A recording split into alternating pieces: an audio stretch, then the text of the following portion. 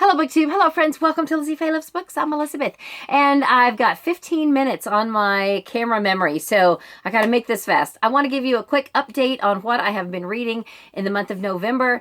There's 3 different readathons that I'm loosely participating in, and I've been reading some book club books. I've been working on my Stackmas tree, and so let's just catch you up on everything that I have finished so far in the month of November.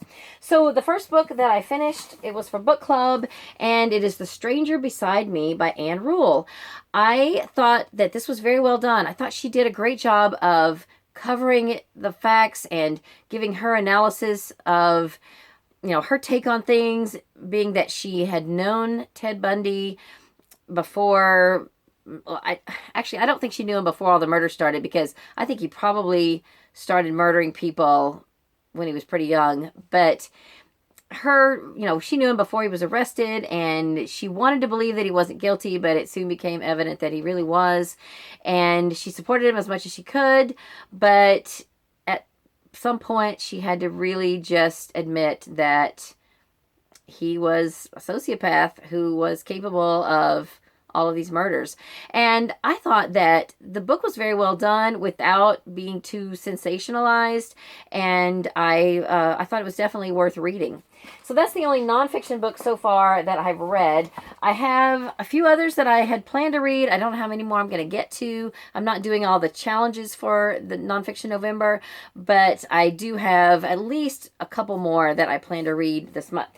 So then the next one was for a different book club, the book club that I go to that meets outside the library. It doesn't have anything to do with the library. Well, this month we discussed The Reckoning by John Grisham. I thought this was good. It started out really good, and then once it kind of got the first part of the story ended, it went back in time and gave the main character's war history. It was World War II. Well, in and of itself, I think I would have enjoyed reading a book if I had known it was going to be about the history of World War II, because my dad was in World War II. He was a Marine. But I thought this was going to be a murder mystery, and then it was, really exciting at the beginning, and then all of a sudden we're like drowning in this World War II stuff, and I wasn't prepared for that. And so that's just not what I thought the book was going to be, and I kept thinking, okay, let's get on past this, and move on with the story. It was the last 2 pages of this really thick book before you finally find out what happened. And I didn't really think that the motive that they finally uncovered was enough I didn't really think it was a motive enough for the murder that happened. Anyway, that's just my take on it. And a few other people from my book club kind of thought the same thing. So I did also read a couple of books that were not on my Stackmas because I had some Hoopla borrows to use at the end of October, and so I didn't want to waste those.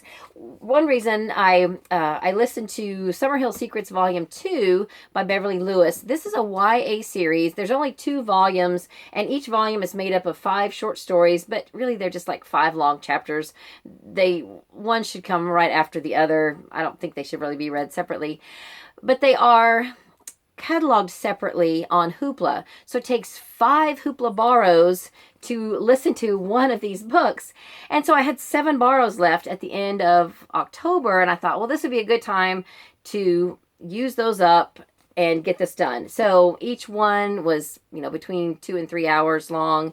And so I went ahead and listened to this. I have loved this series. I kind of wish there were more. It was a really enjoyable series. And it's about a girl who's not Amish, but she lives in Amish country. She has some Amish friends, and she goes to regular high school. I think she might be Mennonite, maybe, but I'm not sure. Actually, no, I don't think so. She's a Christian, the teenager, the main character, but she has a Amish cousin. Like they have the same great grandfather or something like that, and it's just, the whole series is just really sweet. I thoroughly loved it.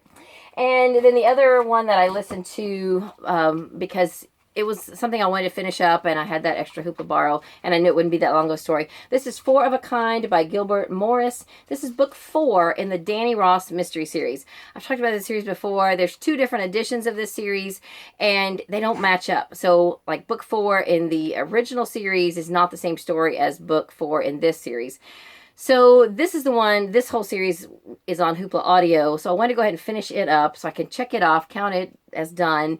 But then at some point I'm going to go back and read the Danielle Ross mysteries so that I can figure out which stories are the same, and then maybe get with a Goodreads librarian and try to get it corrected on Goodreads, because right now it's not correctly cataloged on Goodreads.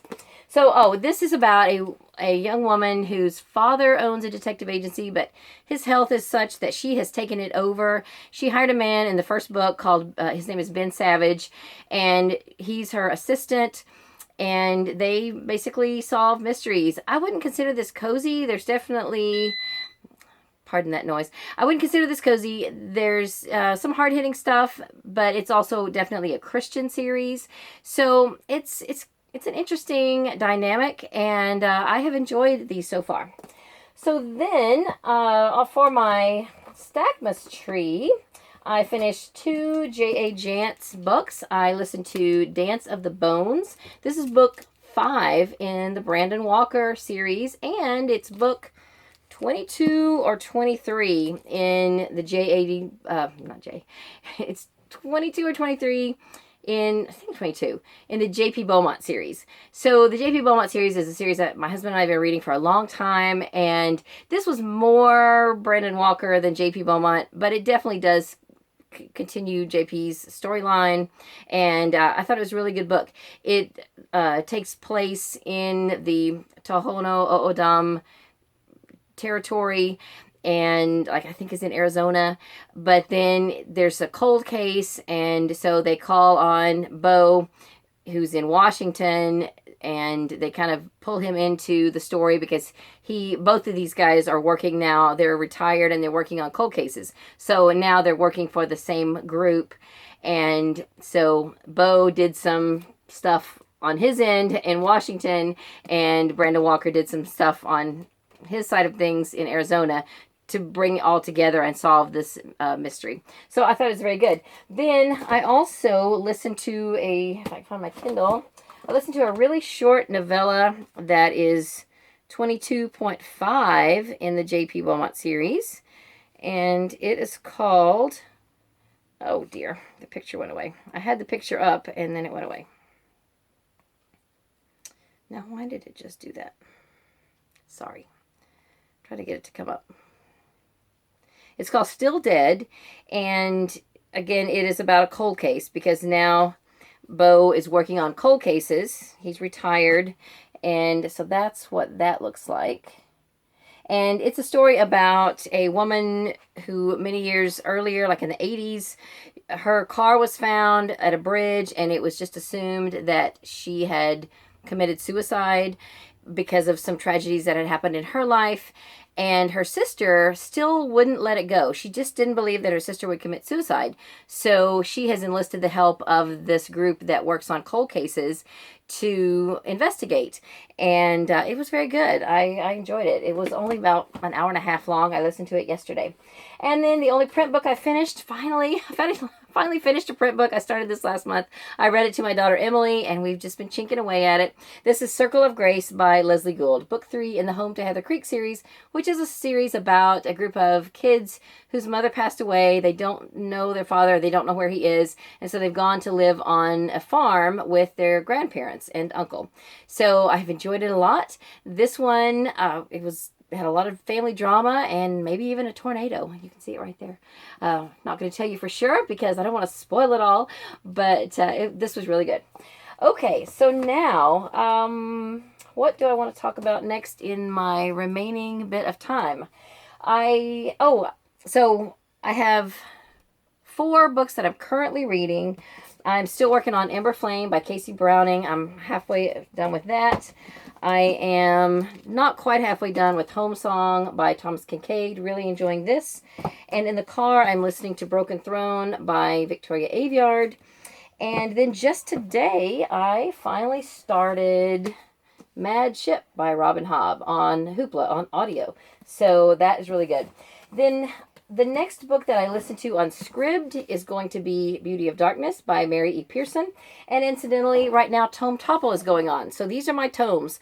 I'm not going to probably get done with all the challenges because I think I know you have to read an adult book. Are these adult books? I know this is YA. This might be adult. I don't know. Maybe I can count all the challenges done. I don't know. And then for Nonfiction November and also for the Buzzwordathon, I want to read at least one book for the Buzzwordathon. I only ever can just seem to get one done. So one of my nonfiction books is called The 12 T's of Friendship, because the buzzword this time is numbers. Any book with a number in the title. So that's, and this is from my TBR jar. And I haven't decided if I'm going to be able to get any other books read from my TBR jar. We shall see. So that is about it. A few other books that I have on my upcoming hope to read, hope to listen to list for the rest of the month. Chocolate Cream Pie Murder by Joanne Fluke. Signs and Wonders by Philip Gully. Green Witch by Susan Cooper. The reason I picked this up, this is not on my tree either, but I remembered that I signed up to do a Susan Cooper challenge on the Newberry group on Goodreads, like last year or year before, and the moderator was doing some house cleaning and she wasn't going to bring that challenge back, and I was like, oh, I'm still working on that. She's like, okay, well, I'll put it back on there. So she put it back on there just for me, and I have not read a single book from the series, from the Darkest Rising sequence this year. So I found this on Scribd. So once I'm done with the Mary E. Pearson book, if this is still available to me this month or next month, hopefully by the end of the year, I think they're even all on Scribd. So I will go ahead and read and listen to as many of these as I can during the month. I think Daddy's home. You want to go see Daddy? Okay. There goes Emily.